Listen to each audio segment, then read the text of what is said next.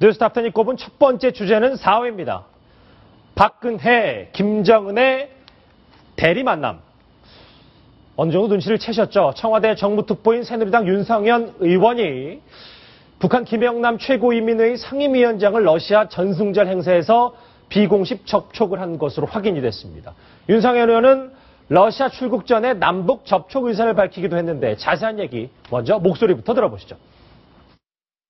어떤 형식이든 우리는 허심탄회한 얘기를 나눌 준비가 되어 있다고. 박근혜 정부의 대북 개화에 대한 진정성을 제가 알리려고 하는 생각을 가지고 있습니다. 네, 하태원 차장. 네. 자, 김영남 상임위원장과 윤상현 특배 만남. 그렇게 가벼운 무게는 아닌 것 같습니다. 그렇죠. 어쨌든 대통령 특사라는 무게, 그다음에 대통령 정무특별보좌관이라는 두 개의 모자를 쓰고 러시아에 대통령을 대리해서 날아간 윤상현 의원이 직접 북한에 어쨌든 명목상 대외적으로 국가를 대표하는 김영남 상임위원장을 만나서 우리의 남북관계의 개선 의지를 직접 전달했다는 것은 어쨌든 꽤 큰 정치적 무게를 가진 그런 만남이라고 평가할 수 있겠습니다. 저희가 제목으로 박근혜 대통령과 김정은의 대리 만남 이렇게 제목을 붙여봤는데 그렇죠. 네. 40분간 만났는데 구두 메시지 속에서 이 두 정상 간에 이루어질 어떤 중요한 말들이 오고 갔을 가능성 좀 어떻게 보십니까?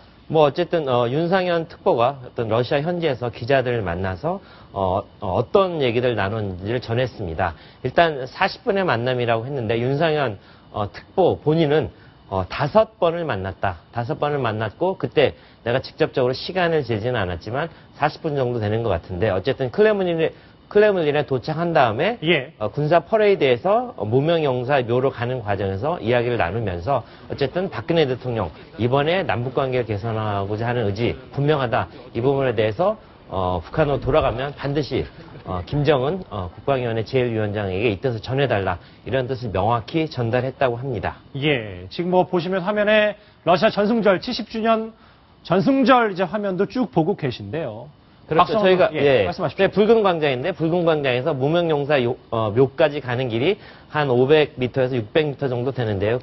가는 과정에서 윤상현 의원이 본인의 명함을 직접 김영남 상임위원에게 건네면서 내가 한국에서 온 박근혜 대통령의 특사다. 이렇게 얘기를 하면서 이런 의지를 가지고 있다. 이런 부분을 명확히 했고요. 김영남 상임위원장도 그 부분에 대해서 이런 진정성이 모이면 남북관계 개선되지 않을 이유가 없다. 그렇게 화답을 했다는 게 윤상현 의원 측의 설명입니다. 아, 그렇군요. 명함까지 줬다. 어쨌든 의미는 부여할 수 있겠는데. 박상원 논설위원. 네.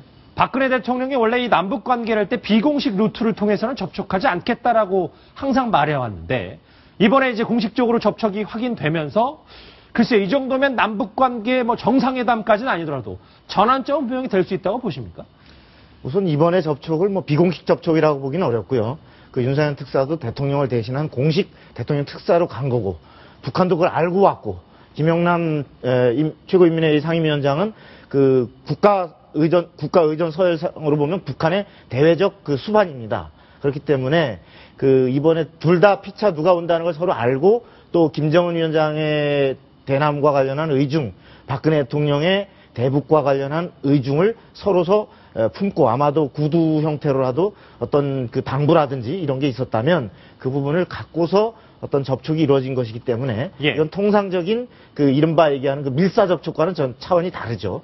때문에 그 상당히 그 내용에 따라서는 진지하게 서로 상대방의 의중을 직접적인 채널로 그 양쪽 남북의 정상의 의중을 탐색할 수 있는 계기가 되기 때문에 아마도 주로 그 윤상현 특사를 통해서 박근혜 대통령의 의중이 북한에 대해 전해지는 이런 게 주가 됐겠습니다만 그 부분에 대해서 북한이 받아들이기에 따라서는 상당한 그 어떤 그 큰 회담의 하나의 단서가 될 수도 있을 것이다. 그런 생각이 듭니다. 단서 정도는 될 수 있을 것이다. 또 한 가지 포함시키고 싶은 건 청와대가 약간 이례적으로 어쨌든 윤상현이 특사로 접촉을 해서 김영남 상임위원장에게 뜻을 전달했다.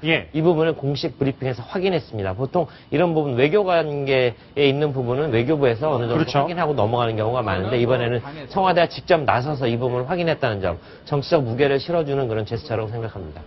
그런데요. 이런 와중에 어제 북한이 동해상에 미사일을 발사했습니다. 목소리부터 한번 들어보시죠. 전략 참수함에서의 단도탄 소중 발사가 최신 군사과학 기술적 요구에 완전히 도달했다는 것이 검증 확인됐습니다. 하태원 처장. 네. 시청자들은 이게 제일 궁금할 거예요. 한국에서는 지금 막 미사일이 왔다 갔다 하고 있는데 네. 한반도에서 네. 러시아에서는 두 정상이 만났단 말이에요. 이걸 뭐 어느 정도 온도차로 봐야 됩니까? 네, 뭐 북한식의 어떤 성동격서 양면 전술의 아주 극단적인 사례를 보여주는 부분이 있는데요. 또 한 가지 짚고 넘어갈 부분은 6.15 이번에 6.15 남북 공동선언 공동 행사가 서울에서 15주년 행사가 열리거든요. 거기에 대해서 남북이 이미 합의한 상태. 그렇기 때문에 저런 어떤 공격적인 그런 측면보다는 남북이 어떤 뭔가를 이번에 해볼 수 있다는 그런 무드가 조성되고 있는 상황에서 예. 북한이 양동전술을 폈다는 부분은 상당히 우려되는 측면이 하나 있고요. 또 한 가지 첨언을 하자면 이번에 북한이 실험에 성공했다는 게 바로 잠수함에서 핵 미사일을 발사할 수 있는 그런 능력을 시험했다는 그런 부분에서 굉장히 심각한 안보 위협을 동시에 던져주고 있는 게 사실입니다. 이 부분에 대해서 우리 박근혜 정부에서 안보 부분은 남북 간의 화해 무드가 펼쳐지는 상황에서도 안보 부분은 명확히 해야지 국민에게 불안감을 떨쳐줄 수 있지 않을까 그런 생각이 듭니다. 그렇군요. 화해 무드와 이 안보 문제는 별개다라는 얘기까지 박근혜 대통령과 김정은의 러시아 대리 만남 얘기까지 해봤습니다.